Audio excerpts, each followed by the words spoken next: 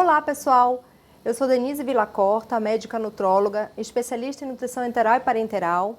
E hoje nós vamos dar continuidade ao módulo de terapia nutricional hospitalar, a aula 3, que é sobre a introdução à terapia nutricional enteral. Bom, aqui nós vamos contextualizar um pouquinho o que é a nutrição enteral e como nós devemos utilizá-la no ambiente hospitalar. Lembrando que ela tem uma regulamentação própria, que é a RDC 63 de 2000, como eu falei na nossa primeira aula, e que regulamenta desde a indicação, a prescrição, a preparação, o transporte, até a avaliação final do paciente. Então aqui, só para diferenciar, eu apresento para vocês os tipos de dieta enteral, que a gente pode ver nesses frascos menores, são as dietas de uso por via oral, e nos frascos abaixo, um pouco maiores, são dietas de uso por via sondas. Ao lado nós temos a nutrição parenteral, que é para diferenciar a nutrição que é aplicada na veia dos pacientes. Em relação à suplementação oral, nós temos algumas regulamentações. Então, a Anvisa, na regulamentação 449 de 99, classifica a suplementação oral como um alimento para complementar ou suplementar, ou seja, ela vem a complementar uma alimentação que está sendo feita de maneira não adequada ou suplementar, dar algo mais para aquele paciente que tem uma necessidade aumentada.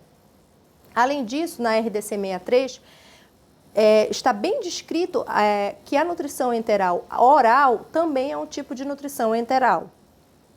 E no ESPEN Guideline, classifica a suplementação oral como um alimento de propósito específico a ser adicionado à alimentação normal do paciente. Em relação à sua indicação, nós temos basicamente quando o paciente tem alguma inadequação alimentar, quando ele não consegue atingir as necessidades dele por algum motivo.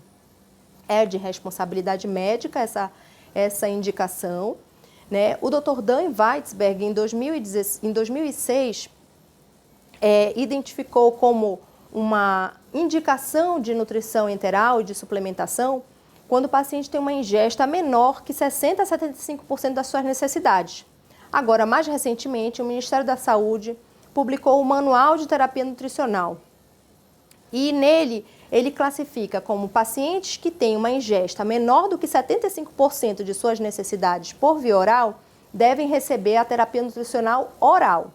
E pacientes que têm uma ingesta menor do que 60% das suas necessidades nutricionais já devem partir para uma nutrição enteral via sonda. Existem tipos diferentes de nutrição enteral. Os tipos que a gente chama de padrões e os especializados. Os padrões são aqueles que contêm a quantidade de nutrientes habituais de uma dieta normal, de carboidratos, lipídios, proteínas, vitaminas. E os especializados são aqueles que têm algum nutriente específico para uma patologia. Por exemplo, um nutriente para cicatrização, um nutriente específico para imunomodulação, um nutriente para pacientes diabéticos, para diminuir a velocidade de absorção de glicose. Então, essas são as dietas especializadas.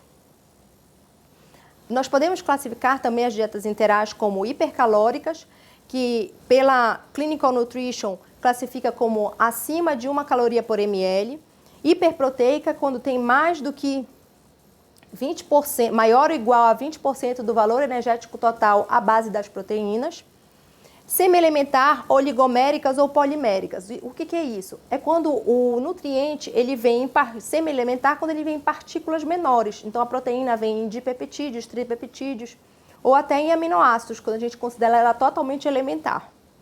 Hipoglicídica, com baixo teor de carboidratos, para hepatopata, para pneumopata, quando a gente comentou na aula de dietas orais, tem a mesma especificação, e para renais dialíticos e não dialíticos em relação à restrição proteica, que quando o paciente é renal dialítico, ele tem uma necessidade maior de proteínas, quando ele é renal não dialítico, eu tenho que fazer uma restrição nessas proteínas.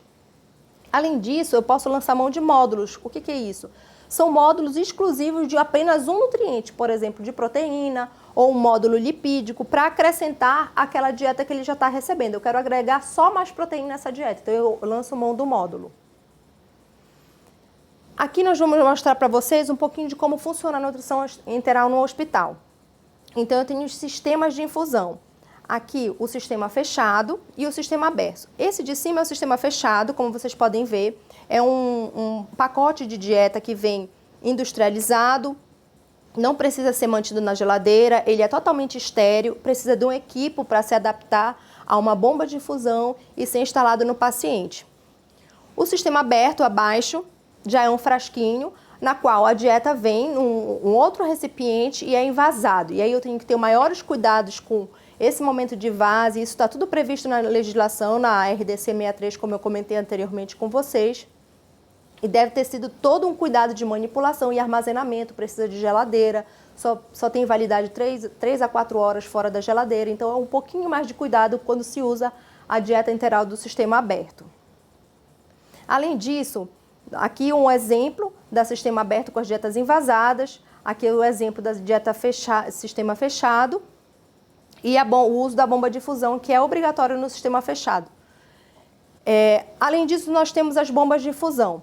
As bombas de infusão, como eu citei há pouco, elas são utilizadas para quê? Para controlar a velocidade com que essa dieta é infundida no paciente. Porque imagina, uma dieta de 1000 ml infundir rapidamente no paciente pode causar com certeza um risco de desconforto, de distensão e até uma broncoaspiração. Então precisa dessa bomba de infusão quando as dietas têm a partir de 500 ml em especial. Em relação às vias de administração da dieta enteral, nós temos algumas opções. Então, eu tenho a via nasogástrica.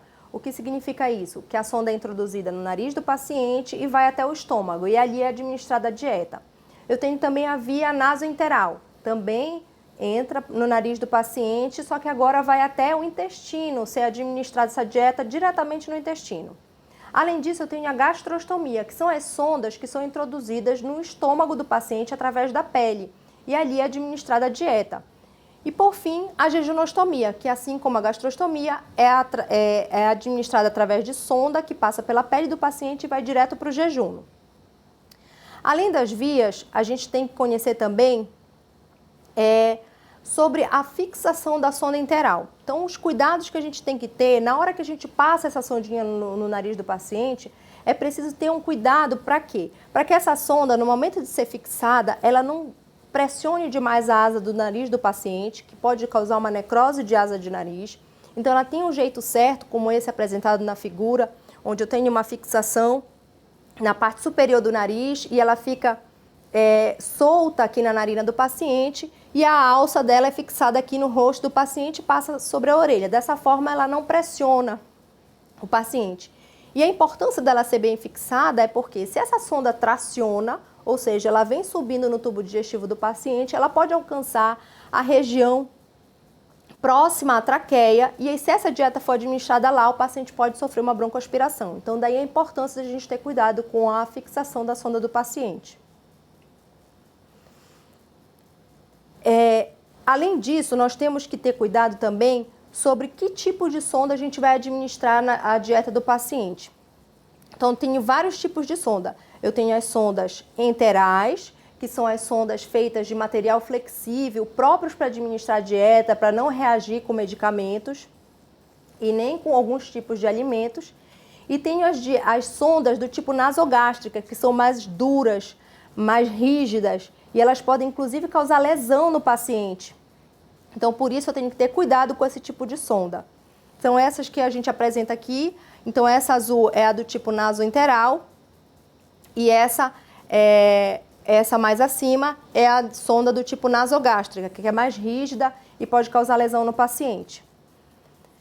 As gastrostomias eu também tenho que ter cuidado. Tenho kits próprios para gastrostomias, para inserção de maneira cirúrgica, ou seja, há uma incisão direto na pele do paciente, ou por inserção via endoscopia.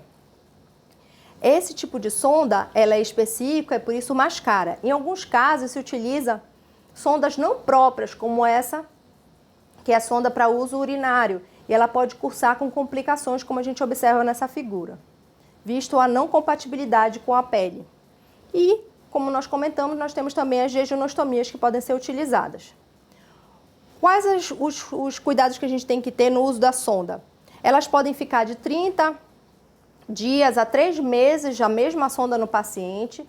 Elas podem ser aproveitadas caso elas caiam pode ser passado novamente o fio guia, ser reposicionada essa sonda, sem grandes problemas, depois de higienizada, claro. E quando esse paciente não tem mais condições de se alimentar, já se observou que ele está mais de 4 semanas sem conseguir se alimentar e não tem perspectiva de voltar a se alimentar, isso indica as gastrostomias. Então, nesse momento, eu tiro a sonda enteral e vou proceder uma gastrostomia nesse paciente. Então, essa é a indicação do AESP, do guideline da AESP e também do DITEM, em torno de 4 semanas do uso da sonda enteral, sem perspectiva de voltar a se alimentar por boca, eu passo para a gastrostomia. Nós temos algumas complicações com a dieta enteral. Então, o paciente pode cursar com distensão abdominal, com obstrução do acesso enteral, necrose de asa de nariz, como eu havia dito, a perda acidental dessa sonda, vômito, diarreia, constipação, às vezes até infecções de vias aéreas superiores devido ao atrito da sonda aqui na cavidade oral. E quando começar uma terapia nutricional? Primeiro passo, discutir com a equipe de terapia nutricional.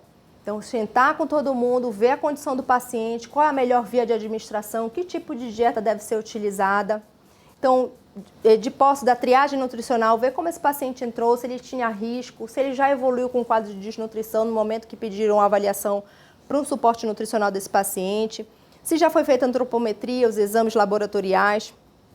A partir disso, eu escolho a via de acesso e vou discutir o caso e traçar um plano terapêutico para o uso desse suporte nutricional. Quanto tempo esse paciente vai ficar em dieta enteral? Porque se ele tem uma previsão de 3 dias, não há indicação. O risco não compensa o benefício que, na verdade, ele nem vai ter, porque em 3 dias, muitas vezes, a gente está chegando no aporte que ele precisaria. Então, a gente tem que avaliar muito bem quando eu vou indicar uma nutrição enteral no paciente.